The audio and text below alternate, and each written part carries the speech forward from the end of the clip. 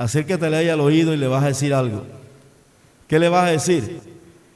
No estanques el proceso de Dios en ti. Díselo ahí.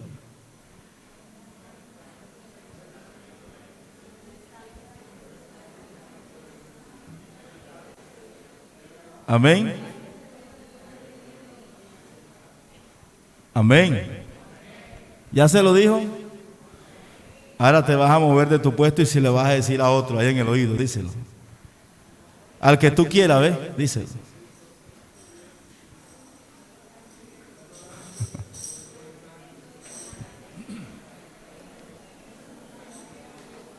Aleluya.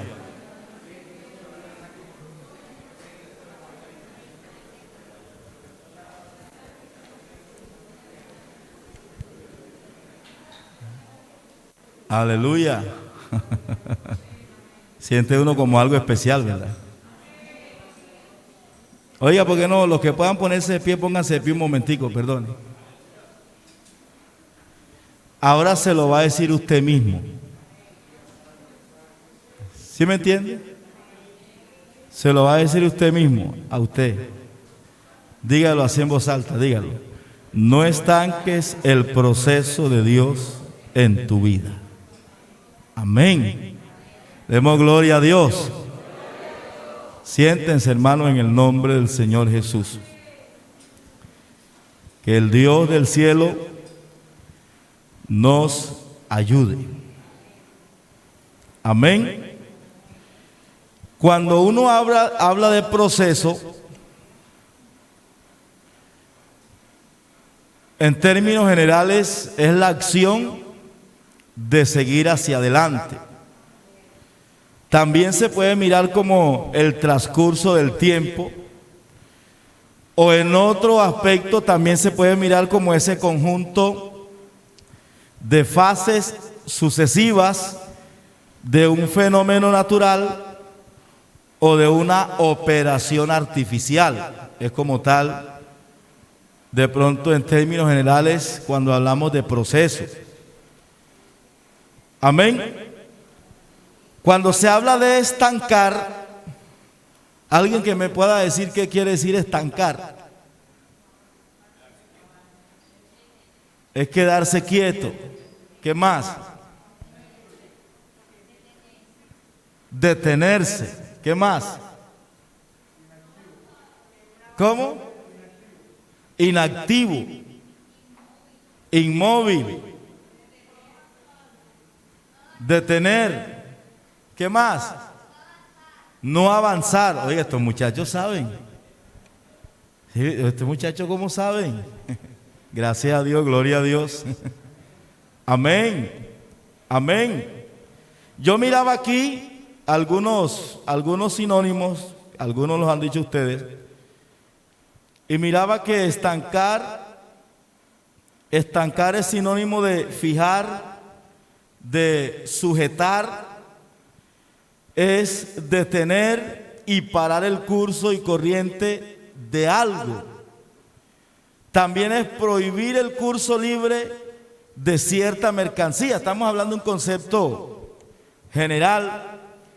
También es sinónimo de suspender, detener el curso de una dependencia, de un asunto o de algún negocio.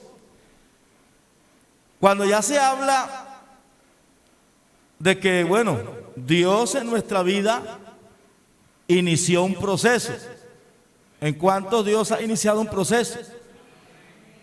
Desde el día en que comenzamos a oír la palabra de Dios, Dios comenzó a operar en nosotros. Comenzó a actuar, aunque algunos rechazábamos la palabra. Algunos no la aceptábamos. Yo comencé a oír el evangelio desde que tenía como, digo yo que como 14 o 15 años. Amén. Y en medio de eso, bueno, seguí escuchando.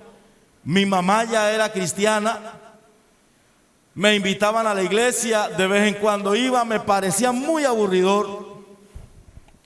Gracias a Dios por el evangelio, ¿verdad? Pero iba y escuchaba la palabra.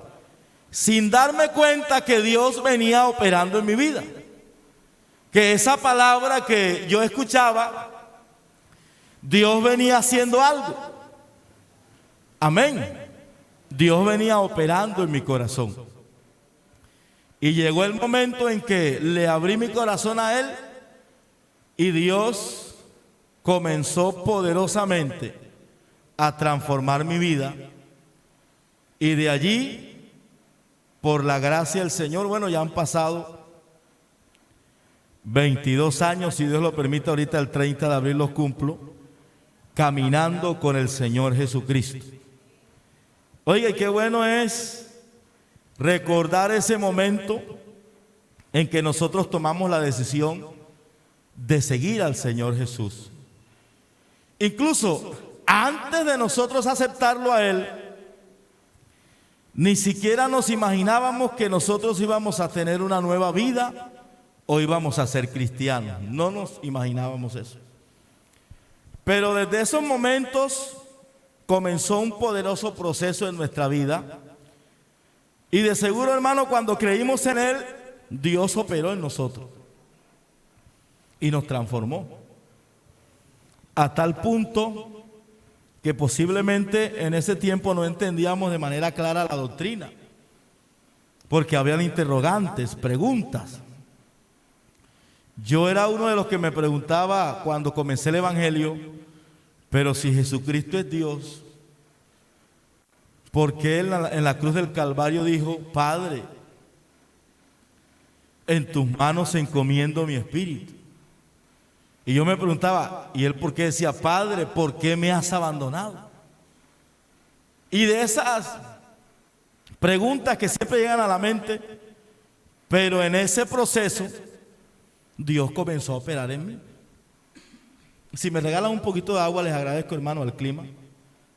Dios comenzó a operar en mi vida y comenzó el Espíritu Santo a iluminar mi mente y comenzamos a entender claramente la doctrina de Cristo. Comenzó ese primer amor en nosotros. Oiga, qué bonito es ese primer amor, ¿verdad? ¿Será que se ha apagado en nosotros? ¿Será que el primer amor todavía está ahí ferviente en nuestra vida? Oiga, ¿y ese amén pan de cogió? El primer amor debe estar ahí. Amén. Amén, hermanos. Mire que Pedro, en la segunda carta que él escribe, en el capítulo 1, el versículo 4, él hablando de la experiencia que había tenido acerca de esa nueva naturaleza que Dios pone en nuestra vida. Y mire que el versículo 4 dice: por medio de las cuales nos ha dado preciosas y grandísimas promesas, para que por medio de ellas llegaseis a ser ¿qué? Participantes de la naturaleza divina, habiendo huido de la corrupción que hay en el mundo a causa de la concupiscencia. Gloria a Dios.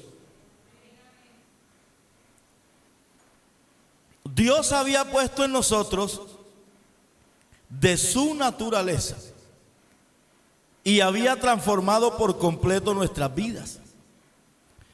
Es más, el Señor nos ha llamado a nosotros para que nosotros tengamos un crecimiento constante y que no nos estanquemos en el proceso. Recuerde que aquel hombre dijo que la senda del justo es como la ¿qué? Es como la luz de la aurora. Y la luz de la aurora, usted ve que el sol va saliendo hasta que se pone en todo el centro. Bueno, uno dice que es el sol que se mueve, pero no es el sol, es la tierra que gira, ¿verdad? Pero como uno se ve quietecito y uno ve que lo que se va moviendo es el sol, entonces la Biblia dice que la senda del justo es como la luz de la aurora, porque es lo que uno mira. que va en aumento, va creciendo. Usted va mirando que como a las 6 de la mañana, ¿verdad? 5:30, 6 de la mañana, ya usted ve que el día está clareando. ¿Sí o no? Y por ahí como a las 6:30 para 7, ya usted ve que el sol asomó la cara, un ojo por ahí lo sacó. Y ya como a las 7 y piquito, 7:30, usted mira que el sol ya va saliendo. Como a las 9, 10, 11 de la mañana, ya usted mira que el sol está casi en el medio. A las 12 del mediodía usted siente ese sol bien.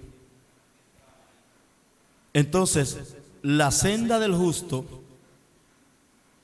aquel hombre la compara como la luz de la aurora. Eso quiere decir que nuestra vida debe ir en aumento. Hablo de nuestra vida cristiana, nuestra vida espiritual.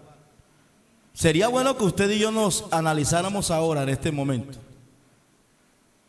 Analice su vida espiritual, su vida cristiana. Y mire qué tamaño espiritual tiene usted hasta el día de hoy. ¿Cuántos años tienes en el Evangelio? Hermano, tengo 5. Bueno. Pregúntate si eres el mismo desde que conociste a Cristo. ¿Tienes las mismas falencias? ¿O ya has ido creciendo en tu vida espiritual? ¿O todavía estás inmaduro en algunas cosas? A veces uno dice que el Señor es muy repetitivo, pero Dios le repite a uno las cosas hasta que uno aprenda. ¿Sí me entiende?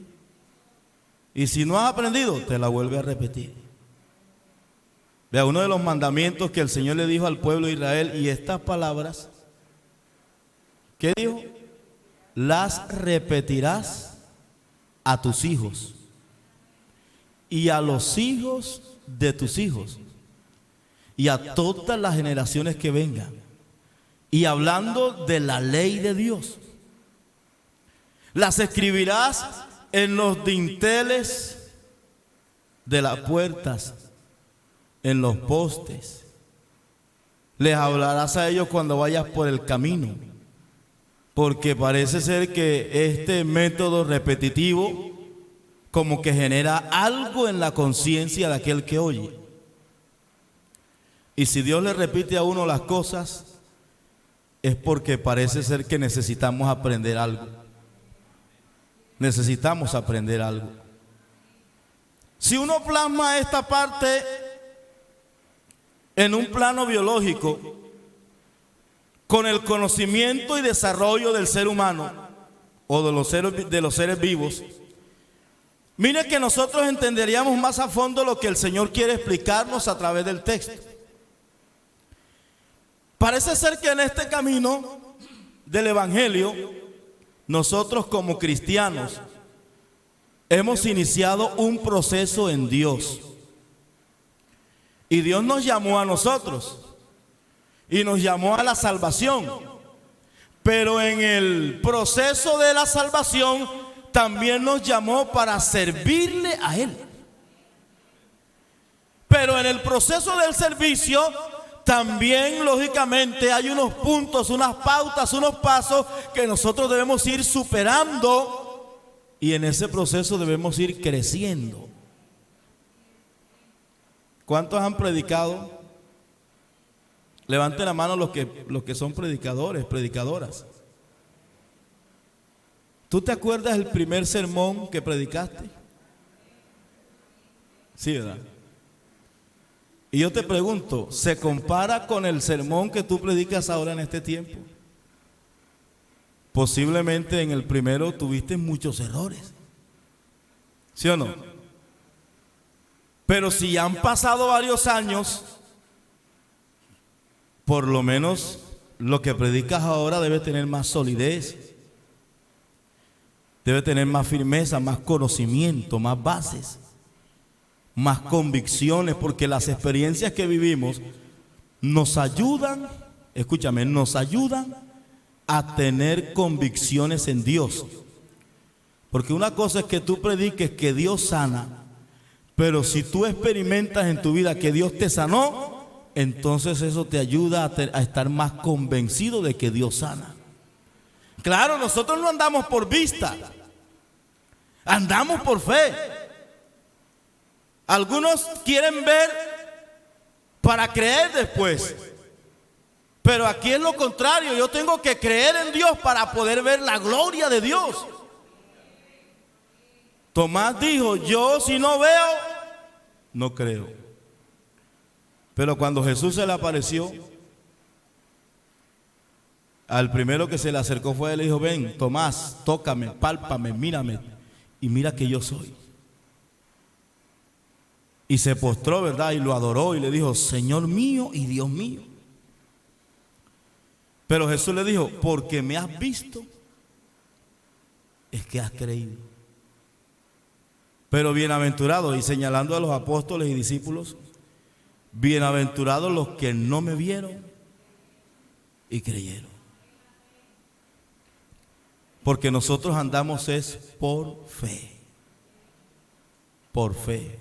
No por lo que ven nuestros ojos materiales o biológicos. Moisés se sostuvo como viendo ¿a quién? A el invisible. Eso es una contradicción. ¿Cómo voy a ver algo que no se ve? Pero así son las cosas en Dios. Son inexplicables para la mente humana. Pero en la lógica de Dios, hermano, todas las cosas caben, porque Dios es soberano y hace como Él quiere hacer. Yo quiero mirar 3 puntos dentro de este proceso. Hay muchos, pero quiero mirar 3 puntos. El primero, para que Dios pueda operar el propósito que comenzó en nosotros hace tiempo, primero yo tengo que tener disposición profunda y de corazón. Mire que cuando se habla de estar dispuesto, se habla de ser hábil, despejado, con entera salud, con ánimo favorable, cuando se habla de alguien que está dispuesto. Y una de las cosas que debemos mantener, hermanos, es el buen ánimo, estar motivado, estar dispuesto para no estancarnos y de esa manera nosotros poder seguir adelante. Cuando hay disposición, óigame, cuando hay disposición siempre se retomarán las fuerzas para seguir en el proceso que un día Dios comenzó en nuestra vida. Pero cuando no hay disposición, hay riesgos de quedarse postrado en el camino y no seguir en el proceso. Estar dispuestos significa que hay entrega. Y cuando hay entrega, siempre se lograrán los objetivos que nosotros nos trazamos. Porque hay disposición y porque hay entrega. Mire que la Biblia es el medio por el cual nosotros podemos ver muchos ejemplos de aquellos hombres y mujeres que se dispusieron, y por la disposición ellos pudieron llegar muy lejos y alcanzar los propósitos que Dios se había trazado con sus vidas. Siempre recordamos a Abraham, y cuánta gente no quiere ser como Abraham, porque escuchan de que Abraham fue el amigo de Dios, que hablaba con Dios cara a cara, y que Dios no le ocultaba secretos a él, que Dios le revelaba sus secretos. Y algunos decían: yo quiero ser como Abraham. Otros decían: yo quiero ser como Jacob. Yo quiero ser como José, como Moisés y como otros hombres más que tuvieron experiencias con Dios. Pero yo le digo una cosa esta noche, querido hermano. La vida del cristiano siempre debe tener un buen grado de disposición, porque esto nos va a ayudar mucho a nosotros a no quedarnos postrados en el camino, Se necesita constantemente retomar fuerzas. Porque, hermano, en el camino, en muchas ocasiones, vamos a recibir desengaños. Recibiremos también decepciones. También recibiremos hasta golpes bajos. Y que estas cosas y circunstancias tratarán de hacer que nosotros nos quedemos en el camino estancados. Pero todo depende de la disposición profunda de corazón que yo pueda tener para recobrar fuerza.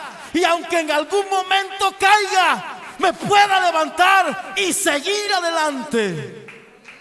Porque hay momentos en que podemos caer, que Dios nos guarde. Pero qué bueno que tengamos las fuerzas para levantarnos y seguir. Hermanos, siempre que hay disposición en el corazón del cristiano, tendrá fuerzas para no quedarse relegado o tirado en el camino.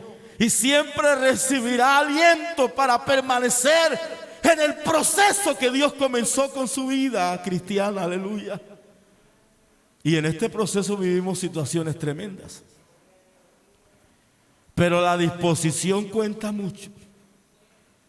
Vea, yo me acercaba a mucha gente, algunos, pero por falta de disposición, uno los ve que se quedan tirados en el camino. Pero que el Dios del cielo esta noche, hermano, y siempre meta su mano poderosa en nuestros corazones, en nuestra vida, aleluya, y pueda moldearnos y transformarnos como Él quiere hacer con nosotros. El problema es que a veces no hay disposición.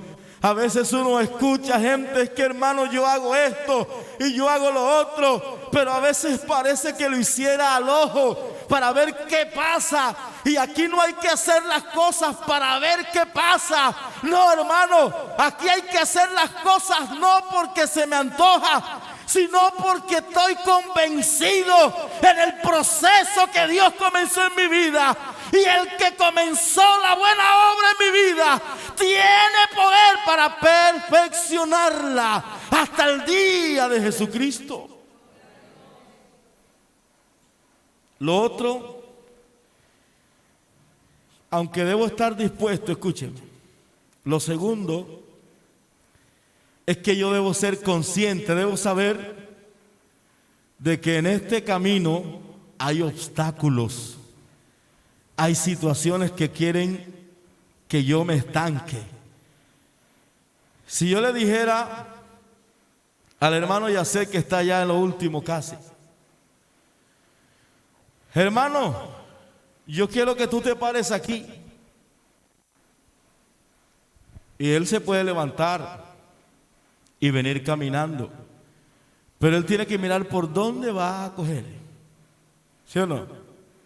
De pronto tienen una opción de coger por aquí derechito. Por aquí derechito, dobla acá y se para allá.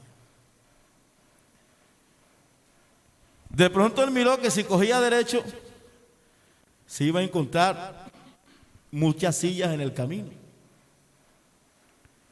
Pero él dijo: no, yo voy a coger aquí, aquí, aquí.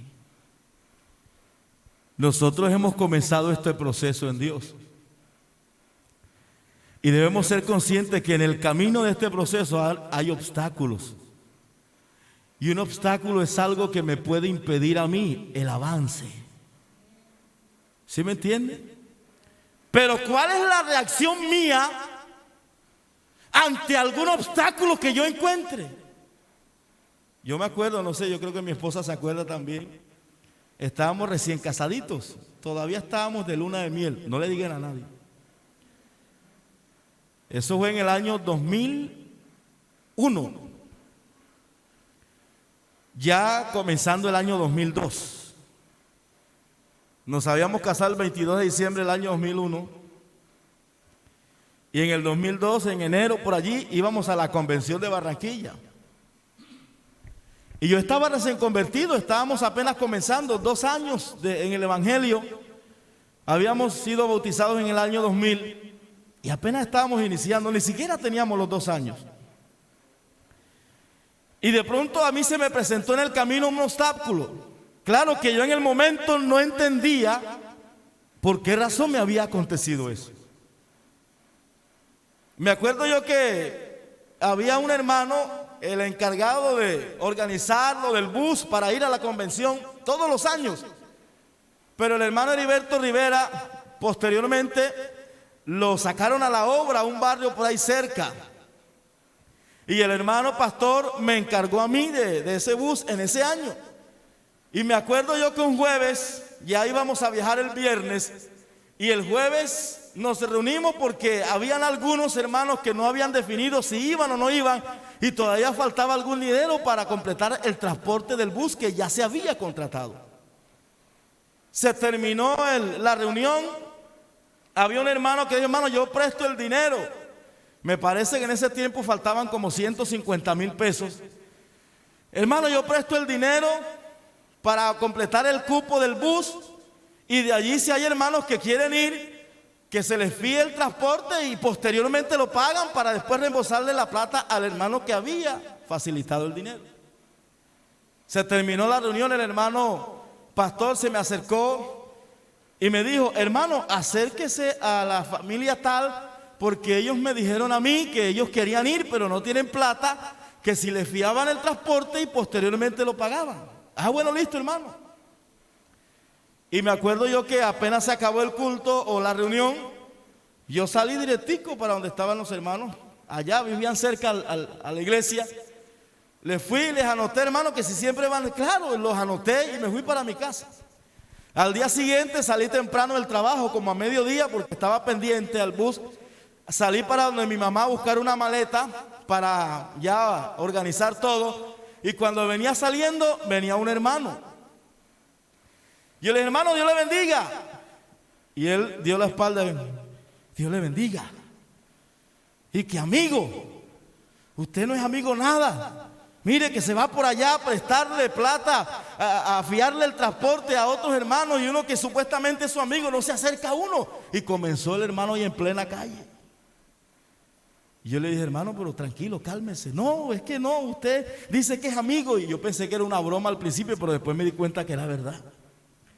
Y eso a mí comenzó como que a dolerme. Y yo: hermano, pero no fue así. Vea, el hermano pastor me mandó. No, señor. Y me dejó ahí en la esquina de la calle y se fue. Se fue.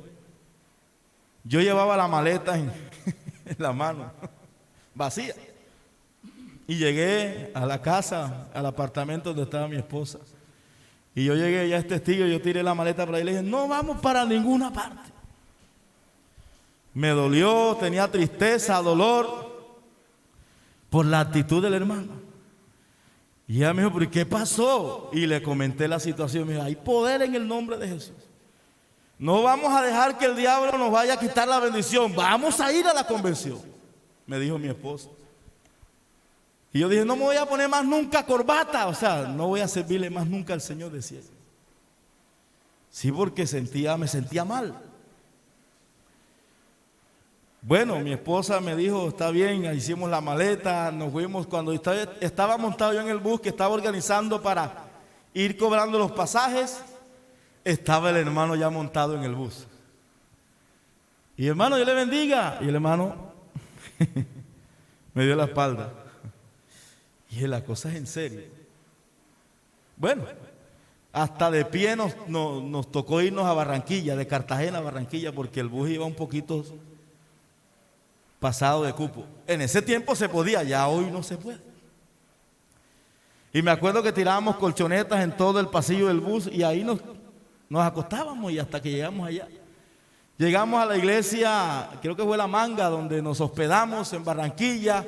Comenzamos a bajar las cosas y al día siguiente, cuando yo voy: hermano, Dios le bendiga. Y él volteó la espalda y se fue. No me hablaba. Y yo, eso me dolía, pero en el corazón. Y me acuerdo que uno de esos 2 días, creo que al segundo día, cuando yo me lo encontré así: hermano, Dios le bendiga. Y le dije: si en algo lo he ofendido, hermano, perdóneme.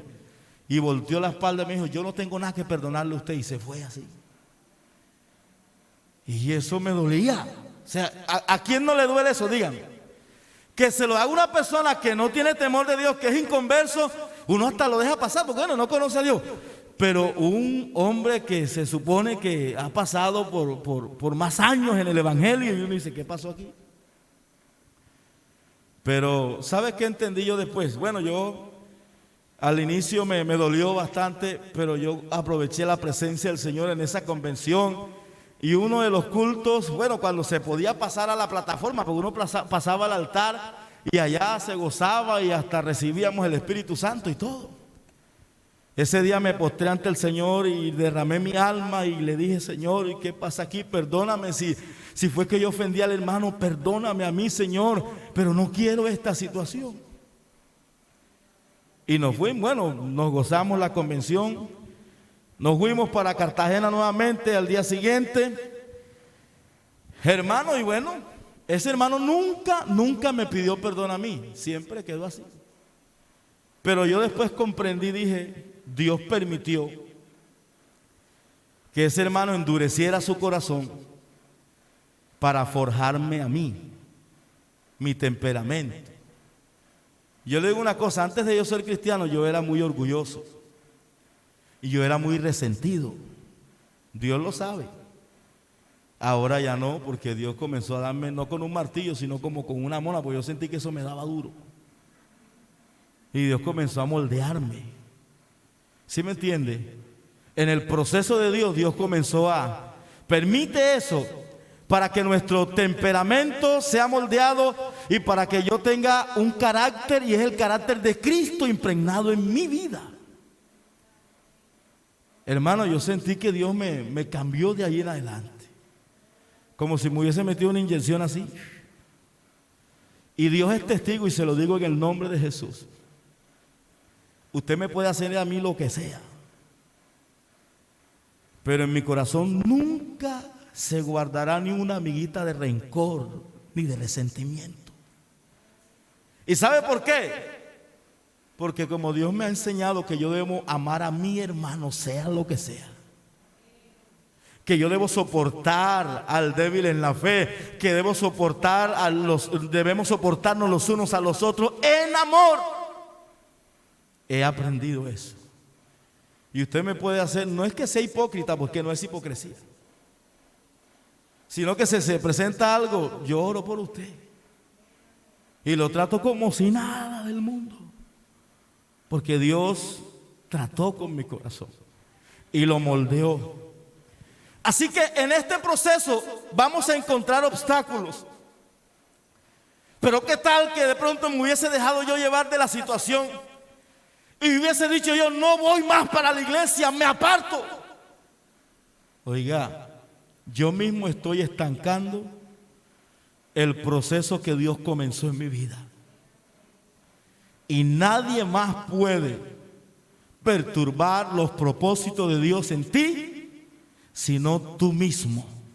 Porque cuando Dios se traza un propósito con alguien, como Él es el Todopoderoso, hermano, por encima de la cabeza aún del mismo Satanás, el Señor Jesucristo cumplirá su propósito en mi vida. Pero lo que Dios demanda de nosotros es que tengamos disposición y entrega, porque Él obrará en nuestra vida. Mire que el mismo apóstol Juan, en la primera carta que escribe, capítulo 5, versículo 19, dice, sabemos que somos de Dios y el mundo entero está bajo el maligno. Hay una potestad maligna en medio de este mundo, y debemos entender que todo aquel que no está en las manos del Señor, que no anda en Cristo, será presa fácil para ser instrumento de Satanás, de los demonios y hasta de los deseos de su propia carne. Santiago 4:7 dice, someteos pues a Dios. Y dice, resistid al diablo. ¿Y él qué? ¿Pero qué dice primero? Someteos pues a Dios. Sujetos a Dios, Humíllate a Dios, quebranta tu vida a Dios, y de esa manera resistirás al diablo, y cuando lo resistas en Dios, Él huirá de vosotros. Él se irá. Y sabe, eso lo dice porque hay algo en contra, algo que se opone a la obra de Dios en la vida del creyente, en la vida de aquel que le sigue a Cristo. Hay algo que quiere impedir el proceso que ya Dios ha comenzado en la vida tuya. Pero así como nosotros debemos tener conocimiento de las diferentes o los diferentes obstáculos que hay en el camino, hermano, también debemos estar convencidos de que Dios está con nosotros y que está en nosotros y que estamos en sus manos, y de su mano nadie nos arrebatará. Juan 10,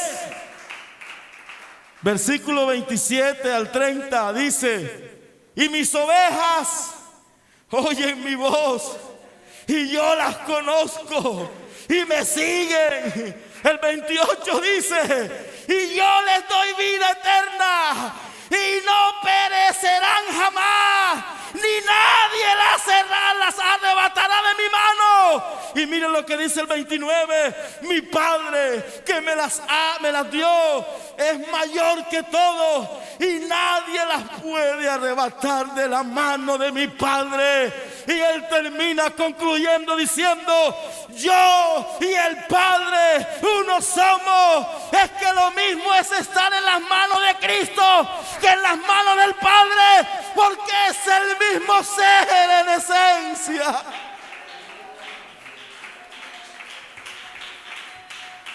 Los obstáculos que encuentre en el camino no deben ser motivos para quedarnos.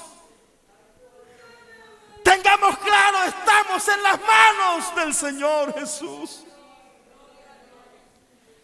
Y por último, tenemos que mirar el blanco. Pablo a los Filipenses capítulo 3 versículo 7 dice: pero cuántas cosas eran para mi ganancia, las he estimado como pérdida por amor de Cristo.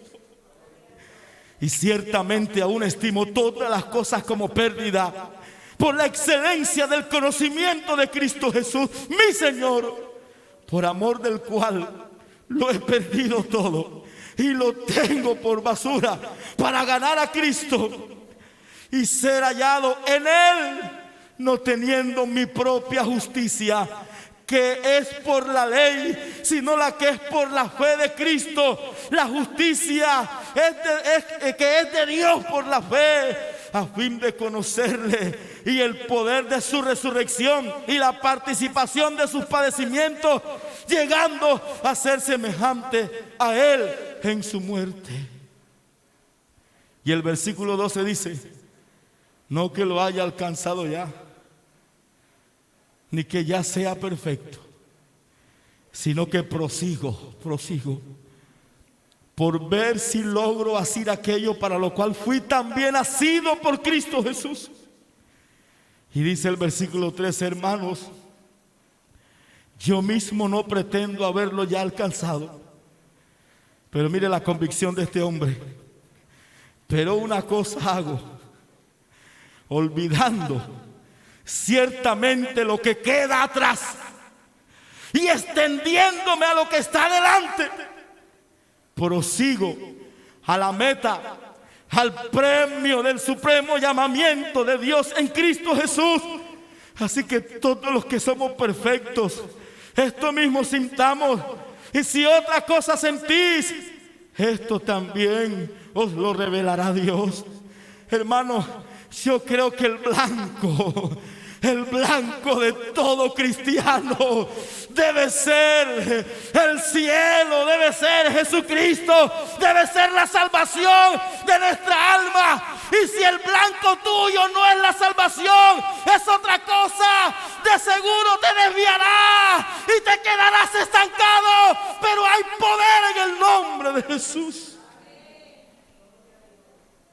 Cuando se deja mirar el blanco, entonces la meta final no llegará. Existirá la posibilidad de que cojamos por otro camino.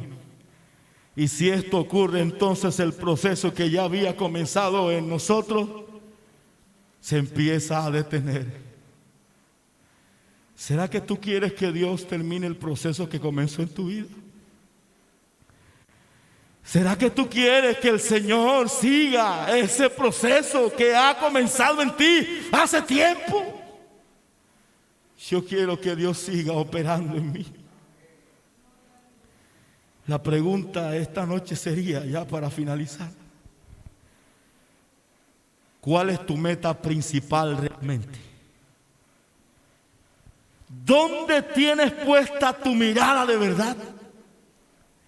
¿Qué es lo que realmente quiere tu corazón? ¿O cuál es el verdadero deseo que tienes en Dios? Yo le invito a estar de pie esta noche.